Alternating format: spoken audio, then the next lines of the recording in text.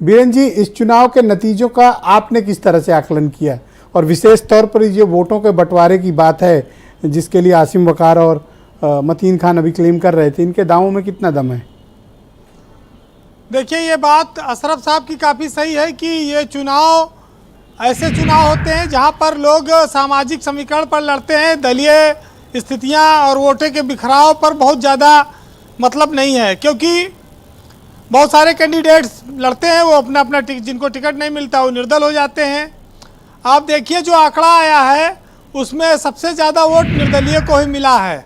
उत्तर प्रदेश में 33.75% वोट निर्दलीयोयों ने हासिल किया। ये निर्दलीय कौन है? इसमें हिंदू भी हैं, मुसलमान भी हैं, बीजेपी के भी हैं, सपा के भी लोग हैं। 31.22% जो है बीजेपी को वोट मिला है और 33% 75% निर्दलीयों को मिला, 33.75। तो बीजेपी से भी ज़्यादा वोट निर्दलीय पाए हैं। समाजवादी पार्टी का वोट घटा, बसपा का वोट घटा, लेकिन एमआईएम को जो वोट मिला है वो 1.62% मिला है और आम आदमी पार्टी को 1.65% मिला। तो ये दोनों आसपास हैं। और देखिए, मुस्लिम वोट की सियासत तो आज तक बीजेपी खुल के करती रही। एक टाइम था जब बीजेपी के बहुत सारे नेता कहते थे कि हमें मुसलमान वोट नहीं चाहिए, लेकिन अब उनको भी मुसलमानों का वोट चाहिए। अब इधर मुसलमान वोट के दावेदार आसिम वकार साहब की भी पार्टी आ गई है। बीजेपी ने करीब 55 से 57 टिकट नगर पालिकाओं के अध्यक्ष और पंचायतों के अध्यक्ष के दिए थे, उसमें से कई सारे लोग जीत कर आए हैं। तो ये शुरुआत है कि बीजेपी की ओर रुझान मुसलमानों का कुछ है, क्योंकि राजग के प्रतिनिधि के तौर पर एक मुस्लिम विधायक भी उत्तर प्रदेश में रामपुर से जीता। सीधे बीजेपी से नहीं जीता, लेकिन वो आम अपना दल से जीता। अब ये लगता है कि बीजेपी चाहती है कि मुसलमान उसके साथ आए। उसमें उसने 4 एमएलसी उत्तर प्रदेश में वो बना चुकी है। बुक्कल नवाब, दानिश आजाद अंसारी और मोहसिन रजा और तारिक मंजूर, ये 4 एमएलसी मुस्लिम वर्ग से इस समय विधान परिषद में हैं। तो ये सब समीकरण बनाए जा रहे हैं। जो सबका साथ सबका विकास सबका विश्वास पर आलोचना होती थी कि बीजेपी नहीं लड़ाती, उस पर तो वो काम कर रही है। लेकिन आज भी ये बात सही है कि जो बीजेपी को हराने में सक्षम होता है, मुसलमान उसको वोट देता है, चाहे वो बसपा का हो, चाहे सपा का हो, या कांग्रेस का हो, या एमआईएम आ जाए। और आप इसको मतों का बिखराव मान लीजिए या मुसलमानों की रणनीति मान लीजिए, ये दोनों चीज़ें अपनी जगह सही हैं। और मुसलमान उसी के साथ चाहता है जो बीजेपी को हरा सके। अब मुसलमान वोट से किसी को परहेज नहीं है, लेकिन लाउड स्पीकर से है, बड़े के गोश्त से है, गाय काटने का आरोप इन पर लगता है। इन सब चीज़ों से अभी टोपी से लोगों को परहेज है, वोट से परहेज नहीं है। दूसरी ओर कहते हैं कि मुसलमान बड़ी आबादी बढ़ा रहा है, देखो देश में ये कब्जा कर लेगा एक दिन, आबादी बढ़ाओ। तो ये भी सब तमाम आरोप लगते हैं जी। लेकिन आपने जिक्र किया, जो आसिम वकार बड़ी नाराजगी में बैठे हैं कि बड़ा परफॉर्मेंस दिया मेरठ में। आप कहते हो परफॉर्मेंस, कुछ विरोधी दल कह रहे हैं कि बीजेपी की बड़ी मदद की एमआईएम ने।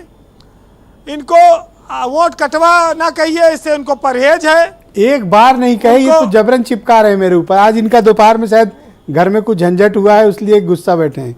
बोलिए वीरेन जी। देखिए, मुसलमान जो है जब वोट दे रहा है एमआईएम को, तो यही कांग्रेस के एक नेता मिले, उन्होंने कहा वो वोट एमआईएम को नहीं देता, वो सीधे बीजेपी को वोट देता है, क्योंकि मुसलमान का वोट जितना कटेगा उतना बीजेपी को लाभ होगा जी। ये सब बातें भी कही जाती हैं एमआईएम के लिए। लेकिन वोट कटवाना सही, वोट लुटवा तो जरूर कुछ पार्टियां हैं, लूट ले जा रही। कोई लोग कहते हैं कौन किसके लिए बैटिंग कर रहा है, तो बैटिंग वक्त वक्त पे अलग अलग होती रही है। और बहुत सारे लोग इस कौम के एमआईएम को मानते हैं कि वो बड़ा नुकसान कर रही है, वो बीजेपी को अप्रत्यक्ष रूप से मदद कर रही है। लेकिन वकार साहब के सामने समस्या ये है कि अपनी पार्टी खड़ी ना करें, चुनाव न लड़ाएं जी। तो कब तक दूसरा कोई उनको उतना सम्मान नहीं दे रहा है, तो भाई कुछ ना कुछ तो आदमी करेगा। ये सब बातें हैं। एक बात और, जिस तरह से वकार साहब हरदम डिमांड करते हैं भाई मुस्लिम डिप्टी सीएम बन जाए, अब बीजेपी वो टिकट दे रही, कल को अगर बीजेपी 30-40 विधायक अगर जीत के आ जाए मुसलमान, तो ये कहेंगे कि वो भी डिप्टी सीएम बनावे, तो बीजेपी हिंदुओं की पार्टी कहाँ रह जाएगी। पता लगा सूद के चक्कर में मूल्य खत्म हो जाए, तो वो ये भी एक बड़ी इनकी डिमांड बड़ी खतरनाक है, बड़ी आफत में डाल दी है। हाँ, ये जरूर है कि मायावती ने 11 लोगों को टिकट दिया, उन्होंने मुसलमानों को वो वोट काटे, उनको कोई वोट कटवा नहीं कहता। आसिम वकार साहब की पार्टी के साथ थोड़ी जाति तो है ये, इस पर तो लोगों को सोचना होगा।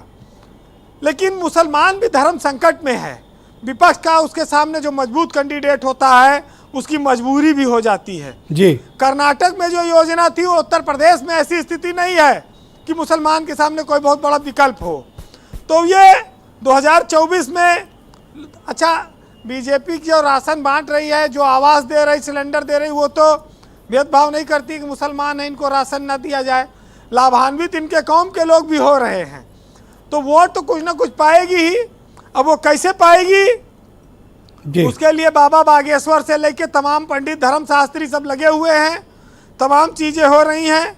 जी वीरेंद्र जी। और दूसरा एक तरफ चल रहा है कि इस देश में जब सबका साथ सबका विकास नारा आया, तो वोट के बदले में वो चीजें सामने आई। लेकिन आज जो सियासत में जाति धर्म ये जो फैला है, ये चुनाव में तक ही दिखता है, उसके बाद ज्यादा कुछ नहीं रहता।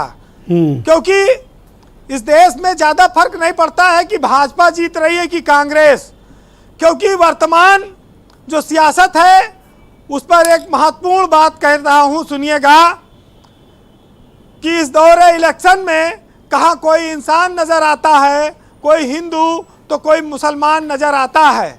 और बीत जाता है जब इलेक्शन, तो हर दौर में हर शख्स रोटी के लिए परेशान नजर आता है।